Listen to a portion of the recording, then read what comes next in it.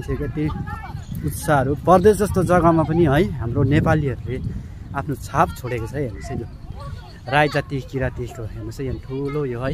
जमघाट हेर्नुहोस् है कति मजाले है यति मजाले मिलेर हाम्रो नेपालीहरूले आफ्नो फेस्टिभलहरू जे पनि चाडबाडहरू हुन्छ है सबै कुरो मनाउने गर्छ र एकदमै खुसी लाग्छ यसरी है सबैजना मिल्दाखेरि है मिलेर हजुर गरेको एकदमै मनपर्छ है।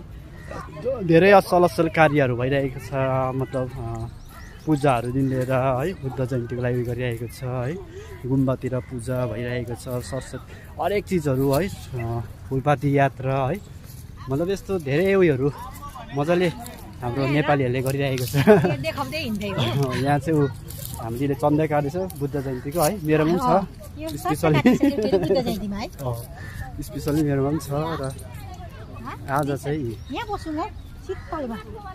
हाम्रो राईहरूको चाहिँ राई जातिको चैते दसैँ एकदम हर्ष उल्लासको साथमा है मनाइरहेको छ। सबैजना परदेशीहरू नै हो यहाँनिर है सबैजना कामहरू गर्न आएको हो है र पनि हेर्नुहोस् है आफ्नो आफ्नो घर परिवार है आफ्नो घरको कथा व्यथा लिएर आएको मान्छेहरूले पनि आफ्नो चाडबाड आफ्नो रीतिथिति आफ्नो उयोहरू चाहिँ मनाउनु चाहिँ छोडेको छैन। हेर्नुहोस् है जति नै जे परे पनि हेर्नुहोस् है आफ्नो उयोहरू चाहिँ एकदमै हर्ष उल्लास साथले मनाउने गर्छ है थोरै कम्ती बेसी जति नै भए पनि घटी कमी भए पनि है